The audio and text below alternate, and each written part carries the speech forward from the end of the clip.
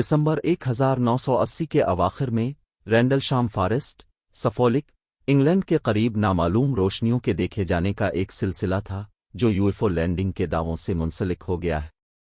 ये वाक़यात RAF Woodbridge के बिल्कुल बाहर पेश आए, जो उस वक्त अमरीकी फ़िज़ाइया के ज़ेर इस्तेमाल थी। USAF के एहलकारों ने बशमूल deputy 20 commander lieutenant colonel Charles I Halt ने उन चीज़ों को देखने का दावा किया जिसे उन्होंने यूएफओ देखने के तौर पर बयान किया।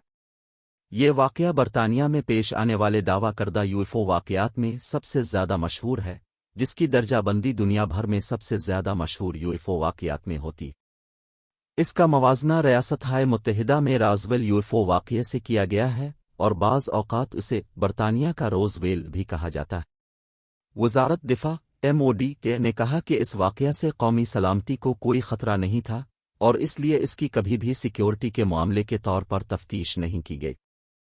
साइंसी शक्की ब्रायन डनिंग और साइंस और फलकियात के मुसन्निफ अयान रुडपाथ की तशख़ीस ने यह नतीजा अख़ज़ किया कि यूएफओ रिपोर्ट्स रात की रोशनियों की गलत तशरीहात की वजह से एक फायरबॉल और फोर्डनस लाइट हाउस और रोशन सितारे 26 दिसंबर 1980 को सुबह 3 बजे के करीब RAF वुडब्रिज के मशरक़ी दरवाजे के करीब एक हिफाजती गश्त ने बज़ाहिर करीबी रैंडलशाम जंगल में रोशनियों को उतरते देखा।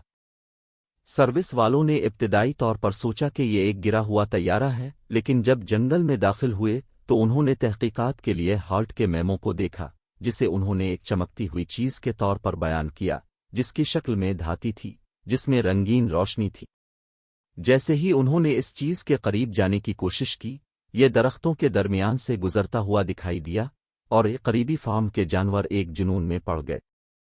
एक सर्विसमैन सार्जेंट जिम पेंसटन ने बाद में दावा किया कि जंगल में रहते हुए नामालूम असल के हुनर का सामना हुआ, हालांकि इस वक्त इसका कोई आम जिक्र नहीं हुआ था और न ही दूसरे गवाहों की तरफ से इसकी कोई तस्दीक है। सुबह 4 बजे के फौरन बाद मकामी पुलिस को जाए वक़ूआ पर बुलाया गया, लेकिन उन्होंने इत्तला दी कि वो सिर्फ और फोर्डनेस लाइट हाउस की रोशनियां देख सकते हैं जो साहिल पर कुछ मील दूर है। 26 दिसंबर की सुबह तुलू आफ्ताब के बाद खिदमतगार जंगल के मशरकी किनारे के करीब एक छोटे से क्लियरिंग पर वापस आए और उन्हें एक तिकोनी शक्ल में 3 छोटे नकूश के साथ साथ करीबी दरख्तों पर जलने के निशानात और टूटी हुई शाखें मिले। सुबह 10:30 बजे मकामी पुलिस को दोबारा बुलाया गया, इस बार जमीन पर मौजूद नकूश देखने के लिए। 28 दिसंबर को deputy 20 commander lieutenant colonel Charles Halt ने 28 दिसंबर 1980 के अवाइल में कई फौजियों के साथ साइट का दौरा किया, जिसकी इत्तला हाल्ट ने 29 के तौर पर दी। उन्होंने डिप्रेशन के मसल्लस और आसपास के इलाके में रेडिएशन रीडिंग ली। उनकी हासिल करदा रीडिंग्स की अहमियत मुतनाज़ा है। हाल्ट ने वाक़यात को माइक्रो कैसेट रिकॉर्डर पर रिकॉर्ड किया। इस तफ्तीश के दौरान ही एक चमकती हुई रोशनी पूरे मैदान में मशरिक़ की तरफ देखी गई, जो तकरीबन एक फार्म हाउस के मुताबिक थी, जैसा कि गवाहों ने पहली रात को देखा था। आरफोर्ड नेस लाइट हाउस उसी नज़र में मशरिक़ की तरफ मज़ीद दिखाई देता है।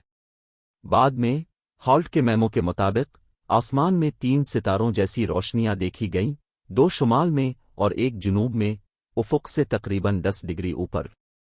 हाल्ट ने कहा कि उनमें से सबसे ज़्यादा चमकदार 2 से 3 घंटे तक मंडलाता रहा और वक़्ताया फ़ौक़ताया रोशनी का एक धारा गिरता दिखाई देता।